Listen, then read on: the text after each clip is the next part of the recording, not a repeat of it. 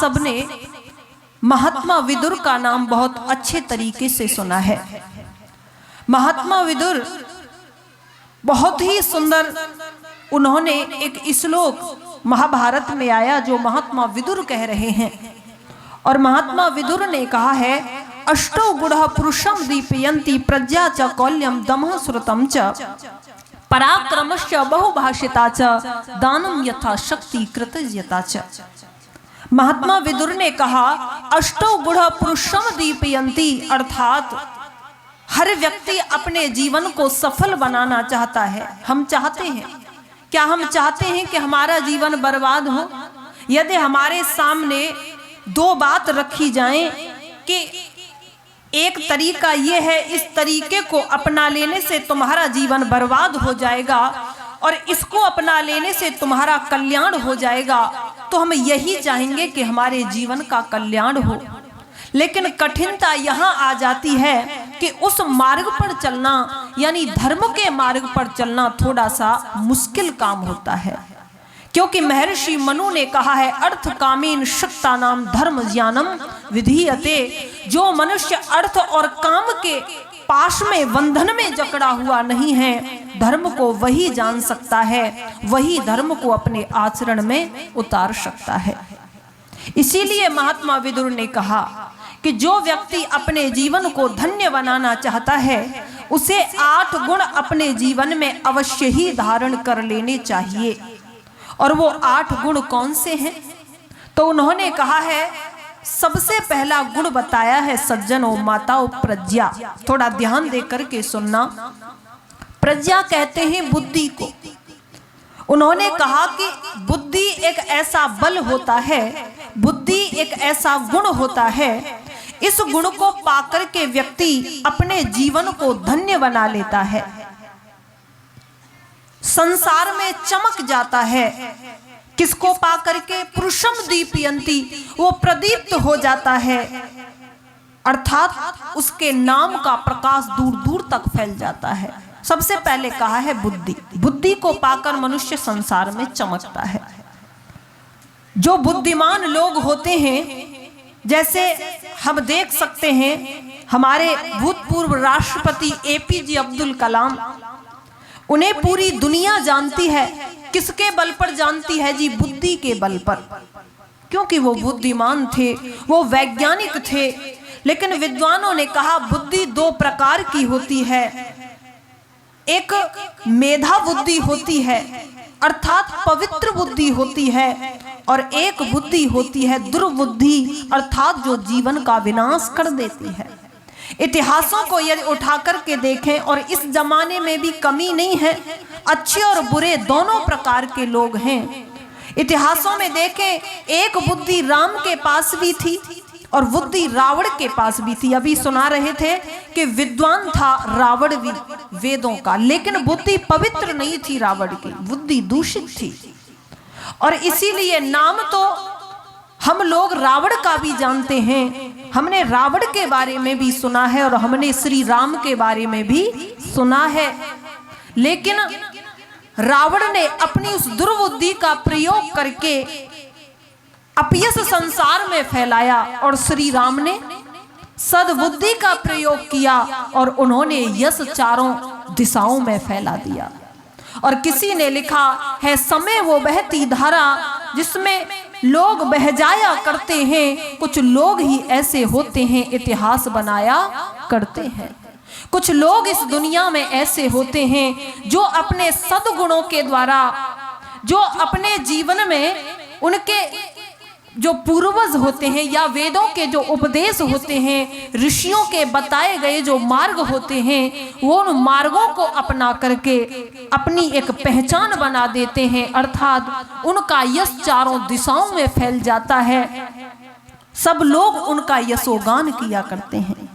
इसीलिए कहा प्रज्ञा, अर्थात बुद्धि संसार में मनुष्य को चमका भी देती है, अर्थात उसका यश चारों दिशाओं में फैल जाता है बुद्धि का सदुपयोग करने से।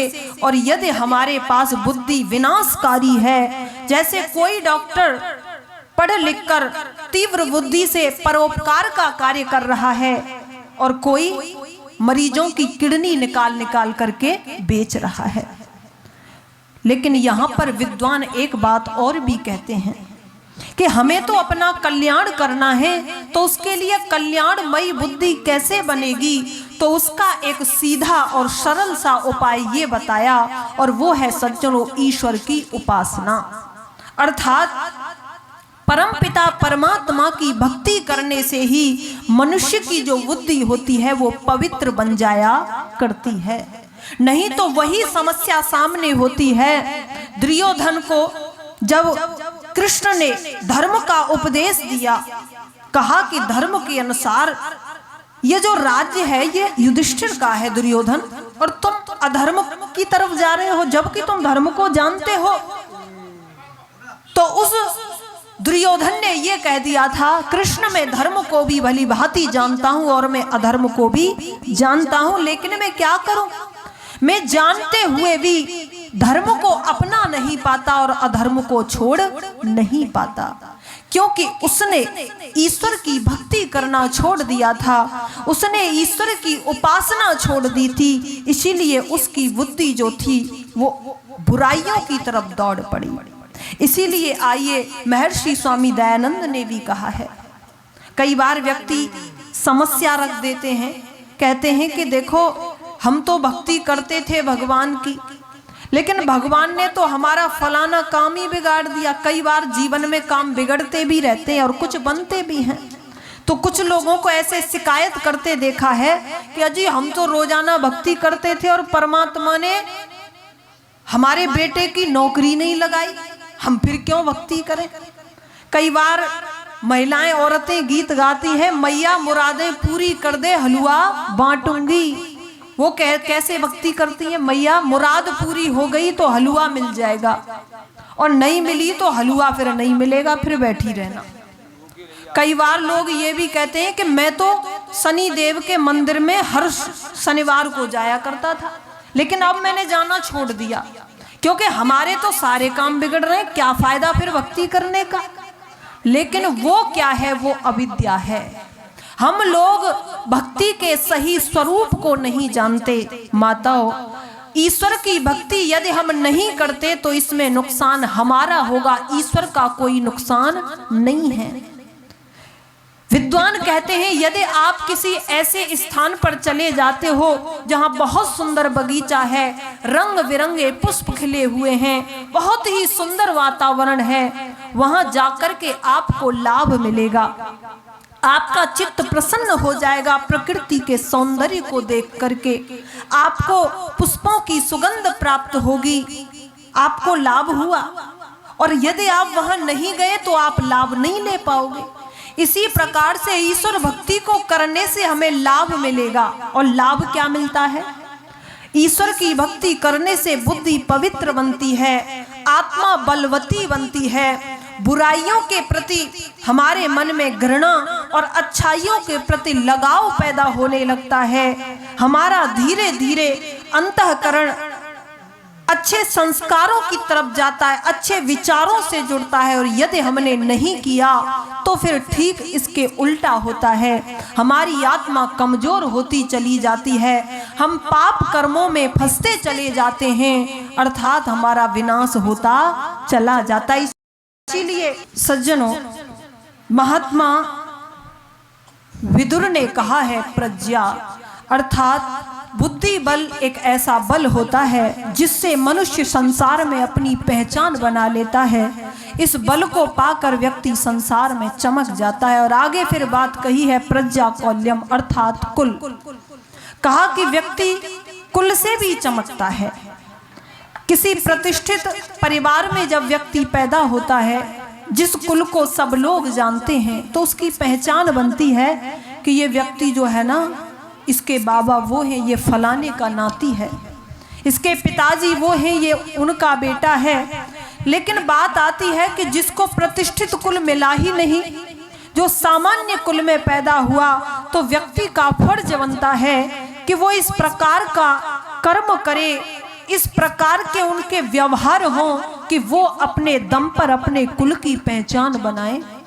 क्योंकि किसी ने कहा है कि माता के यौवन का अपहरण करने वाले पुत्र, तेरे जन्म से क्या लाभ यदि तू अपने वंश में ध्वजा की अग्रभाग की तरह नहीं लहराया तो। इसीलिए हमें चाहिए कि हम अपने पवित्र कर्मों के बल पर, अपने श्रेष्ठ, अपने महान कर्मों के बल पर अपने कुल की पहचान बना दे। क्योंकि लिखा, जननी जने तो भक्त जन, या दाता या शूर, नहीं तो जननी वाज रहे काहे गवावे लू। और आगे फिर बात कही है, प्रज्ञा कौल्यम दमः, कहा कि जो व्यक्ति अपने मन को जीत लेता है वो व्यक्ति संसार में चमक जाता है। मैंने कल भी निवेदन किया था और ऋषियों ने भी लिखा है, मन एव मनुष्याणाम कारणम बंध मोक्षयो, मनुष्य का मन ही बंधन और मुक्ति का कारण बनता है। यदि हम अपने मन को जीत लें तो हम मुक्ति प्राप्त कर लेंगे, और यदि हम मन के दास बन गए तो हम पतन के गर्त में जा गिरेंगे। लेकिन ये भी हम जानते हैं कि इस मन को जीतना कोई आसान काम नहीं है। किसी बहुत अच्छे विद्वान लेखक ने लिखा था कि जिस व्यक्ति को संसार के विषय न हिला पाए वही व्यक्ति संसार को हिला सकता है।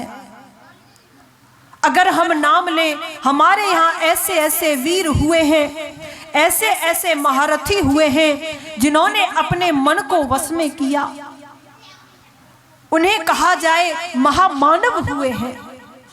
महर्षि स्वामी दयानंद के जीवन में ऐसे अनेक प्रसंग आते हैं। स्वामी दयानंद कभी भी उन्होंने अपने मन को इधर उधर डगमगाने नहीं दिया। और एक बार एक पत्रकार ने स्वामी दयानंद जी से ये प्रश्न किया भी कि स्वामी जी, क्या आपके मन में कभी कोई विकार पैदा नहीं होता? तो स्वामी जी ने आत्मनिरीक्षण करने के बाद कहा कि नहीं, मुझे याद नहीं आता मेरे मन में कभी कोई विकार उत्पन्न हुआ हो। तो पत्रकार कहता है कि ये कैसे संभव है? व्यक्ति के मन में गलत विचार उठे, उसे अच्छे विचारों से दबा दिया जाए, ये तो संभव है।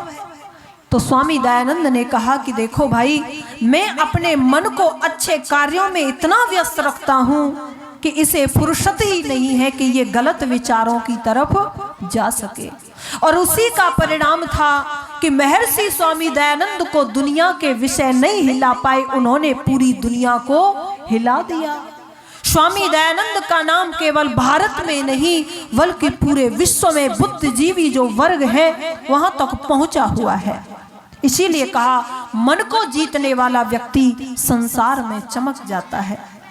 और आगे फिर बात कही है, दमह के बाद बात आई प्रज्ञा कौल्यम दमह श्रुतम च, सुनना। क्या सुने? तो सुनने के बारे में तो अभी स्वामी जी भी कह रहे थे कि वेद सब सत्य विद्याओं का पुस्तक है। वेद का पढ़ना पढ़ाना और सुनना और सुनाना सब श्रेष्ठ पुरुषों का परम धर्म है। हमारे यहाँ वेदों को पढ़ने और पढ़ाने की परंपरा सृष्टि के प्रारंभ से ही चलती आ रही है। ऋषि और महर्षि वेदों के प्रवचन किया करते थे, श्रोतागण सुना करते थे। और विद्वान कहा करते हैं कि व्यक्ति अगर अच्छा सुने और अच्छा ही देखे तो व्यक्ति गलत कर ही नहीं सकता।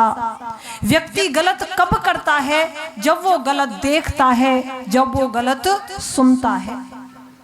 महात्मा गांधी के 3 बंदर हैं ना, जो इशारा करते हैं, दिखाया जाता है, एक आंखों पर हाथ रखता है, एक कानों पर, एक मुंह पर भी, कहता है कि गलत मत सुनो, गलत मत देखो, गलत मत बोलो। लेकिन आप महसूस कर सकते हैं, समाज में उदाहरण देख सकते हैं कि कोई भी जन्म से बुराई साथ लेकर नहीं आता। जब वो कानों से सुनेगा, जब वो आंखों से देखेगा, तभी वो बुरा करेगा। इसीलिए कहा कि आप अपने कानों से अच्छा सुनिए। अच्छा सुनोगे तो आपके अंदर अच्छे विचार पैदा होंगे और आप अच्छा ही फिर बोलोगे।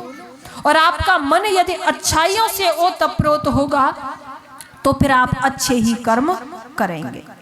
और आगे फिर बहुत ही सुंदर बात कही है, कि हमें सुनना चाहिए, और फिर कहा अधिक न बोलना।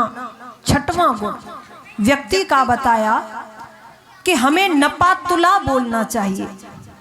कई बार हम लोगों की आदत होती है कि हम जरूरत से ज्यादा बोलते चले जाते हैं।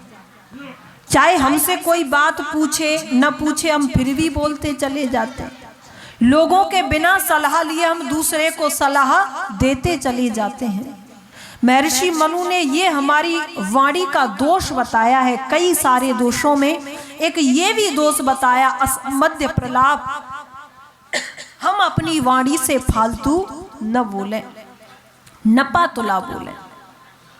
और आगे फिर बात कही है, पराक्रम अर्थात हमारे अंदर, हमारे मन में, हमारे शरीर में वो सामर्थ्य हो कि जब हमें जरूरत पड़े देश धर्म जाति के लिए हम तन मन धन से जो सहयोग कर सकते हैं हमें करना चाहिए। क्योंकि पराक्रमी लोग जो होते हैं उन्हीं की तो इस दुनिया में चर्चाएं होती हैं, उन्हीं का तो ये दुनिया यशोगान करती है। क्योंकि पहले भी आपके बीच में प्रसंग आया था, शायद नरदेव जी ने सुनाया था कि पराक्रम भला क्या है, कि देश धर्म जाति के लिए जब बात आई थी, लक्ष्मण जब मूर्छित अवस्था में थे और जब वैद्य ने कह दिया कि मैं लक्ष्मण का इलाज नहीं करूंगा क्योंकि तुम मेरे शत्रु हो, अर्थात मेरे राजा के शत्रु हो, तो पराक्रमी मर्यादा पुरुषोत्तम राम ने कह दिया था, जिस धर्म की खातिर राज छुटा और पित प्यारे का मरण हुआ, जिस धर्म की खातिर भरत छुटा सीता प्यारी का हरण हुआ, उस धर्म की खातिर लक्ष्मण भी यदि मरता है तो मर जाए, आवाज यही होगी मेरी कि धर्म नहीं जाने पाए। ये पराक्रमी लोगों की पहचान होती है। लेकिन हम तो जी 2-2 हजार रुपए के लिए अपने धर्म को छोड़ देते हैं। अच्छा है, झूठ बोल देंगे, 2000 रुपए का लाभ हो रहा है, हमारे इतिहास बनेंगे? नहीं। लोग हमसे क्या प्रेरणा लेंगे? वेद का मंत्र है अनुव्रतः पितः पुत्रो, अर्थात जो पुत्र है, जो आगे आने वाली पीढ़ी है, वो अपने पूर्वजों से, अपने पिता से, अपने दादा से, उनके दादा से प्रेरणा ले, उनके व्रतों को अपने जीवन में धारण करे। लेकिन पीढ़ी उसी को तो धारण करेगी जब पिता और दादा आदि के अंदर कोई गुण होंगे। महात्मा विदुर ने बताया है कि हम पराक्रम को अपने जीवन में धारण करके रखें।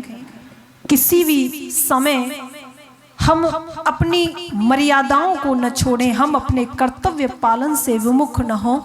और आगे 7वां लक्षण बताया है दान देना।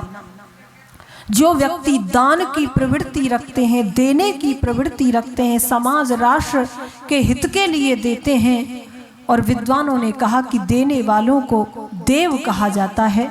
इसीलिए कहा हम मनुष्य से यदि देवत्व को पाना चाहते हैं तो हमें दान देने की प्रवृत्ति बनानी चाहिए, देना चाहिए। जितना हमसे बन पड़ता है उतना हम दान दें। और 8वां लक्षण बताया कृतज्ञता। कृतज्ञता कहते हैं कि हम कभी भी जो हमारे ऊपर लोगों के एहसान हैं, हम उन एहसानों को कभी भी न भूलें।